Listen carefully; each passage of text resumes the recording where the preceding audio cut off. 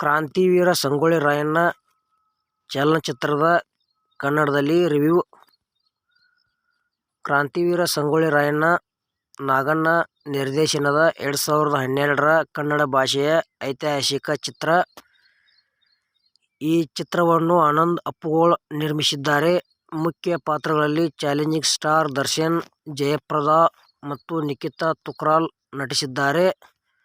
ಚಿತ್ರವು ಕರ್ನಾಟಕದ ಪ್ರಮುಖ ಸ್ವಾತಂತ್ರ್ಯ ಹೋರಾಟಗಾರ ಸಂಗೊಳ್ಳಿ ರಾಯಣ್ಣ ಜೀವನವನ್ನು ಆಧರಿಸಿದೆ.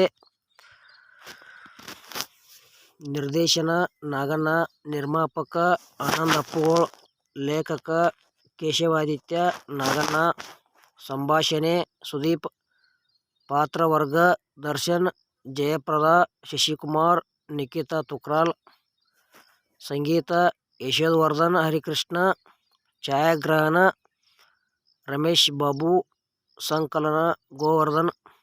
ಬಿಡುಗಡೆಯಾಗಿದ್ದು ನವೆಂಬರ್ 1, 2012. ದೇಶ ಭಾರತ, ಭಾಷೆ ಕನ್ನಡ, ಬಂಡವಾಳ 18 ಕೋಟಿ.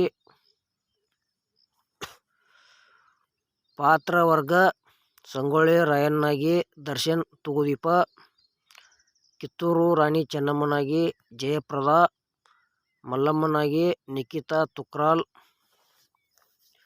ದಿವ್ಯ ಪರಮೇಶ್ವರನ್, ಚನ್ನಬಸವನಾಗಿ ಶಶಿಕುಮಾರ್, ಶ್ರೀನಿವಾಸಮೂರ್ತಿ, ಕೆಂಚಮ್ಮನಾಗಿ ಉಮಾಶ್ರೀ, ಕರಿಬಸವಯ್ಯ, ಸೌರವ್, ಅವಿನಾಶ್, ರಮೇಶ್ ಭಟ್, ದೊಡ್ಡಣ್ಣ, ಶೋಭರಾಜ್, ಬ್ರಹ್ಮಾವರ್, ಆನಂದ್ ಅಪ್ಪುಗೋಳ್, ಸದಾಶಿವ್, ವಿನಯ್ ಸಾರಥಿ.